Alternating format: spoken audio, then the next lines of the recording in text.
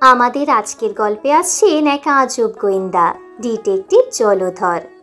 না না, নাম শুনে ভেবে বসবেন না যে ফেলুদা বা ব্যোমকেশের মতো তিনি গোয়েন্দা। তিনি হলেন একেবারে মাস্টার মশাইয়ের ক্লাসে সেরা বুদ্ধিজীবী, অন্তত তার নিজের মতে। স্বাগতম গল্প ক্লাসিক্স চ্যানেলে। আমাদের আজকের এই বিট ডিটেকটিভের বাড়িতেই এক রাতে হলো এক বড় চুরি। তবুও সেই ডিটেকটিভ কিন্তু হাল ছাড়েন না। চোর ধরার জন্য চলে নানান রকম পরিকল্পনা।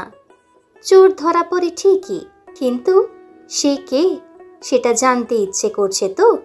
তাহলে চলুন শুনে নেওয়া যাক সুকুমার রায়ের কলমে লেখা পাগলা দাশু সিরিজের পরবর্তী গল্প ডিটেকটিভ। জলধরের মামা পুলিশের চাকরি করেন, আর তার পিসে মশাই লেখেন ডিটেকটিভ উপন্যাস। সেই জন্য জলধরের বিশ্বাস যে চোর ডাকাত জাল জুয়ার চোর জব্দ করবার সব রকম সংকেত সে যেমন জানে, এমনটি তার মামা আর পিসে মশাই ছাড়া কেউ জানে না। কারো বাড়িতে চুরি ঠুরি হলে জলধর সকলের আগে সেখানে হাজির হয়। আর কে চুরি করলো, কি করে চুরি হলো, সে থাকলে এমন অবস্থায় কি করত, এসব বিষয়ে খুব বিজ্ঞের মতো কথা বলতে থাকে। যোগেশ বাবুর বাড়িতে যখন বাসন চুরি হলো, তখন জলধর তাদের বললে, আপনারা একটু সাবধান হতে জানেন না, চুরি তো হবেই। দেখুন তো, ভাড়ার ঘরের পাশে অন্ধকার গলি, তার ওপর জানলার গরাদ নেই। একটু শিয়ানা লোক হলে এখান দিয়ে বাসন নিয়ে পালাতে কতক্ষণ। আমাদের বাড়িতে ওসব হবার জো নেই। আমি রামদিনকে বলে রেখেছি, জানলার গায়ে এমনভাবে বাসনগুলো ঠেকিয়ে রাখবে যে জানলা খুলতে গেলেই বাসনপত্র সব ঝনঝন করে মাটিতে পড়বে। চোর জব্দ করতে হলে এসব কায়দা জানতে হয়। সেই সময় আমরা সকলেই জলধরের বুদ্ধির খুব প্রশংসা করেছিলাম। কিন্তু পরের দিন যখন শুনলাম সেই রাত্রে জলধরের বাড়িতে মস্ত চুরি হয়ে গেছে, তখন মনে হলো আগের দিন অতটা প্রশংসা করা উচিত হয়নি। জলধর কিন্তু তাতেও কিছুমাত্র দমেনি। বলল, ওই আহামক রামদিনটার বোকামিতে সব মাটি হয়ে গেল। যাক, আমার জিনিস চুরি করে তাকে আর হজম করতে হবে না। দিন দু চার যেতে দাও না। 2 মাস গেল, 4 মাস গেল, চোর কিন্তু আর ধরাই পড়ল না। চোরের উপদ্রবের কথা আমরা সবাই ভুলে গেছি। এমন সময় হঠাৎ আমাদের স্কুলে আবার চুরির হাঙ্গামা শুরু হলো। ছেলেরা অনেকে টিফিন নিয়ে আসে, তা থেকে খাবার চুরি যেতে লাগলো। প্রথম দিন রামপদর খাবার চুরি যায়। সে বেঞ্চির ওপর খানিকটা রাবড়ি আর লুচি রেখে হাত ধুয়ে খেতে আসতে গেছে। এর মধ্যে কে এসে লুচি টুচি বেমালুম খেয়ে গিয়েছে। তারপর ক্রমে আরো 2-4টি ছেলের খাবার চুরি হলো। তখন আমরা জলধরকে বললাম, কি হে ডিটেকটিভ, এই বেলা যে তোমার চোর ধরার বুদ্ধি খোলে না, তার মানেটা কি বলো দেখি। জলধর বলল, আমি কি আর বুদ্ধি খাটাচ্ছি না, সবুর করো না। তখন সে খুব সাবধানে কানে কানে কথা জানিয়ে দিল যে স্কুলের যে নতুন ছোকরা বেয়ারা এসেছে তাকে সে চোর বলে সন্দেহ করে, কারণ সে আসবার পর থেকে চুরি আরম্ভ হয়েছে। আমরা সবাই সেদিন থেকে তার উপর চোখ রাখতে শুরু করলাম। কিন্তু 2 দিন যেতে না যেতেই আবার চুরি। পাগলা দাশু বেচারা বাড়ি থেকে মাংসের চপ এনে টিফিনের ঘরের বেঞ্চের তলায় লুকিয়ে রেখেছিল। কে এসে তার আধখানা খেয়ে বাটিটুকু ধুলোয় ফেলে নষ্ট করে দিয়েছে। পাগলা তখন রাগের চোটে চিৎকার করে গাল দিয়ে স্কুল বাড়ি মাথায় করে তুলল। আমরা সবাই বললাম, আরে চুপ চুপ, অত চেঁচাস নে, তাহলে চোর ধরা পড়বে কি করে। কিন্তু পাগলা কি সে কথা শোনে। তখন জলধর তাকে বুঝিয়ে বলল, আর 2 দিন সবুর কর, ওই নতুন ছোকরাকে আমি হাতে নাতে ধরিয়ে দিচ্ছি। এ সমস্ত ওরই কারসাজি। শুনে দাশু বলল, তোমার যেমন বুদ্ধি, ওরা হলো পশ্চিমা ব্রাহ্মণ, ওরা আবার মাংস খায় নাকি? দারোয়ানজিকে জিজ্ঞেস করতো। সত্যি আমাদের তো সে খেয়াল হয়নি। ছোকরা তো কতদিন রুটি পাকিয়ে খায়, কই একদিনও তো মাছ মাংস খেতে দেখি না। দাশু পাগলা হোক আর যাই হোক, তার কথাটা সবাইকে মানতে হলো। জলধর কিন্তু অপ্রস্তুত হবার ছেলে নয়। সে একগাল হেসে বলল, আমি ইচ্ছে করেই তোদের ভুল বুঝিয়েছিলাম। আরে চোর না ধরা পর্যন্ত কি কিছু বলতে আছে? কোনো পাকা ডিটেকটিভ ওরকম করে না। আমি মনে মনে যাকে চোর বলে ধরেছি সে আমিই জানি। তারপর কদিন আমরা খুব হুঁশিয়ার ছিলাম। 8-10 দিন আর চুরি হয়নি। তখন জলধর বললে, তোমরা গোলমাল করেই তো সব মাটি করলে।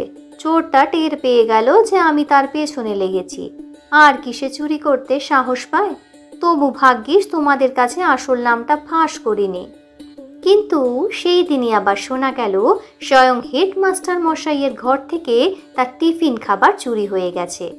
আমরা বললাম, কই হে, চোর না তোমার ভয় চুরি করতে পারছিল না? তার ভয় যে ঘুচে গেল দেখছি। তারপর 2 দিন ধরে জলধরের মুখে আর হাসি দেখা গেল না।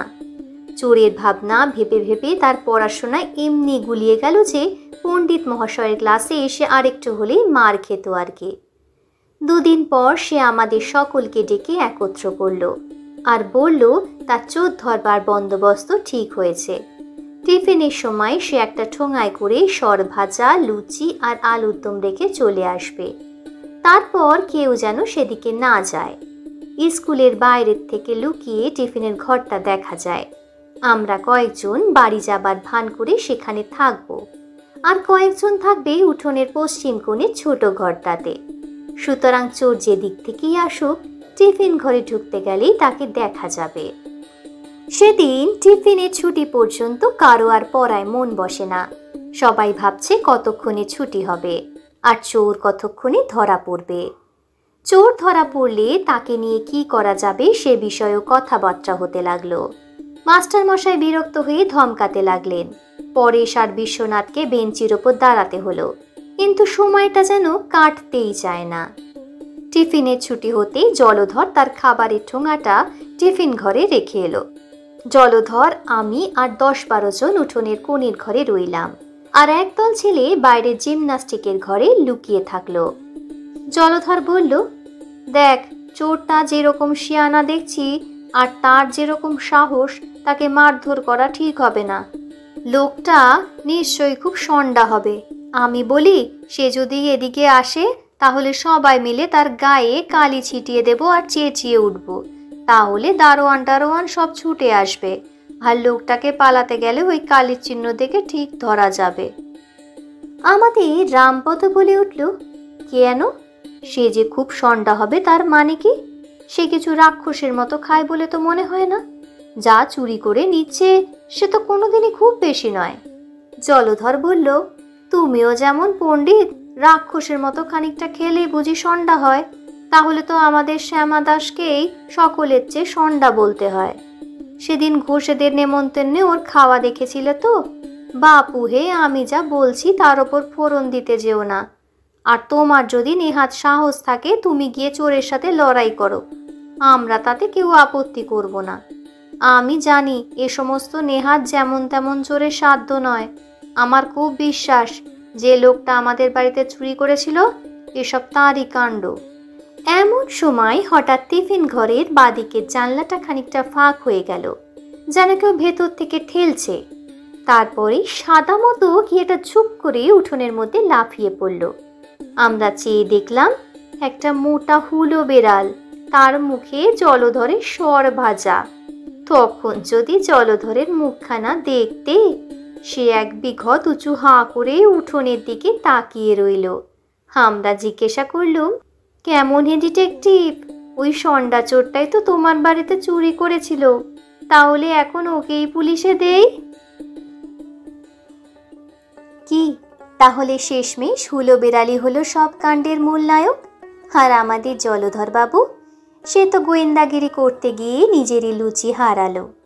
কি মজার, কি বুদ্ধির ঝিলিক, আর কি নিখাত বাঙালিয়ানার হাস্যরস! এই হলো সুকুমার রায়ের কলমের জাদু। আপনারা শুনলেন ডিটেকটিভ। আমি ছিলাম আপনাদের সঙ্গে গল্প ক্লাসিক্সে। রোজকার ক্লান্তির ফাঁকে এমন গল্পগুলো যদি একটু হলেও আপনাকে হাসায় তাহলে আমাদের কাজ সার্থক। সাবস্ক্রাইব করতে ভুলবেন না, লাইক দিন আর কমেন্টে লিখে জানান জলধরের বুদ্ধি কেমন লাগলো। আর হ্যাঁ, আপনার আশেপাশেও যদি এমন কোনো ডিটেকটিভ থাকে তাদের গল্প জানাতে পারেন। আমরা আসছি আবার নতুন গল্প নিয়ে। ততদিন শুনতে থাকুন, হেসে থাকুন আর আমাদের সঙ্গেই থাকুন।